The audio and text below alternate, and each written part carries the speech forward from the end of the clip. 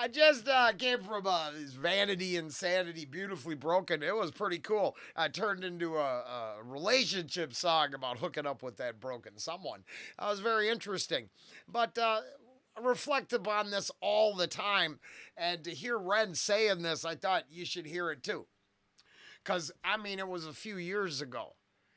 But I fell into Ren because of the super fans. Oh, you gotta check our boy out. Okay, I'm gonna do that. I'm a reactor.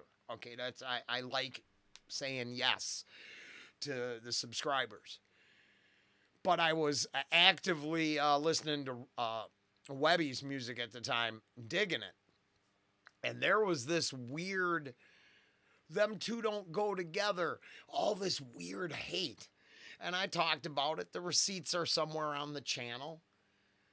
And then they did a song together, and now they got an album coming out. And I was just like, it was one of the first moments I realized going after the cult of personality, even if it meant 3 people are gonna hear it, is all that mattered. There is a legion of individuals that think they control what they enjoy. And it's the most ridiculous position to take. And honestly, a couple years into the music reaction thing, someone thought we were doing well enough that they tried to extort us and play some really weird games. And you'd be surprised how angry individuals get. Now, we're pretty grateful over here. We don't have a mainstream reach. And I can't imagine the soft individuals that would come out of the woodwork if they were listening to me. Because I don't think I'm palatable to everyone. I get that.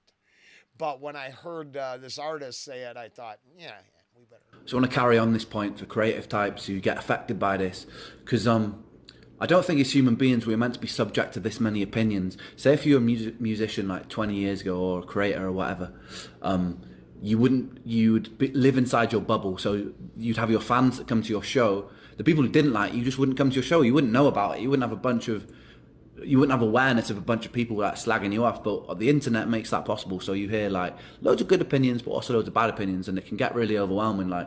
But you won't please everybody. And if you were to please everybody, you'd be very vanilla. Now, to be fair, he's taking a shot at vanilla, and honestly, I can't have an ice cream soda without vanilla. I enjoy vanilla a lot. I'm not sure I'd want to get in the creating vanilla ice cream market, but we need a better all-encompassing idea, because everyone loves it like it's chocolate, but, by volume, the vanilla is a winner. Just saying. Here it goes good in a Coke. I'm not a fan, but And no one wants to be vanilla. Like, there's going to be people who hate what you're doing, and that's fine. I'm kidding. Just relax. That's for the hater who's here. Here's where it happened. I cut off Red's reaction the other day. Vincent's tale, Sunflowers, the prologue. And it's like every comment is, how dare you cut off the end. But no, it appears that I ended the prologue. When it ended, I didn't do the spoilers for the next segment. Now, I would rather go in raw. Yeah, just go raw dog that reaction, boy. Just go get some. I don't need spoilers. And I definitely don't need a sneak peek into what's next to get me to show up. So I respect those who gotta have a commercial, but I've had too many things ruined by the commercial. You know what I'm saying? So I find it interesting that in all the comments, and there's not very many because I think the channel's reach is getting stifled right now, for real. But what I find amazing is that no one reflected on the depth of anything said. They're just, you didn't watch to the end. What you're looking for is that radio station that literally is selling you shit all day. You have become so accustomed to being bombarded with requests to give your money to people that you want the product served up to you a certain way that the commercial advertisers have deemed profitable. I don't agree. And I don't think you need spoilers. I don't think you need trailers. And I don't think you need a sneak peek. If the artist is good enough, you would just want to see whatever they make next. Case in point, The Big Push. Girls just want to have fun. That was on the channel. It's coming out soon, or it came out already. I don't know when I'm putting this up. It's kind of a, I'm ready for Tinfoil Hat Tuesday. Already ready. More power to him. And there's going to be people who love what you're doing because your unique experiences relate to those people. So don't let hate fucking drag you down. Like, I feel like if your things met with opposition, you might probably be doing something right. Yeah, now, to wrap this up, because it's a weird connection, but Erica and the Amoebas made a hell of a community post about creating art for the art's sake. I have a strong opinion, but I'm going to make a whole video addressing it, so it's not, hey, we're over here with REN. We get the van. Here's the thing.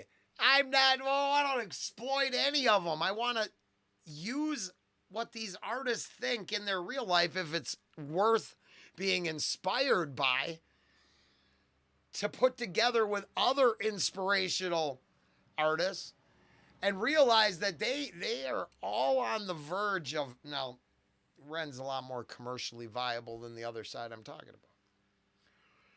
But in the end, they both reflect openly on what it means to be an artist and create something, whether you want to consume it or not.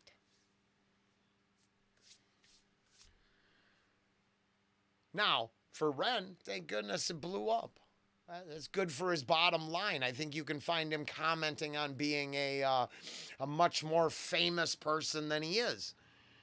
And to tie this up and finish it off, we'll reflect on The Big Push. Girls just want to have fun. And the one thing that I reflected on is I wonder where they made it. Was it easy to keep the location safe?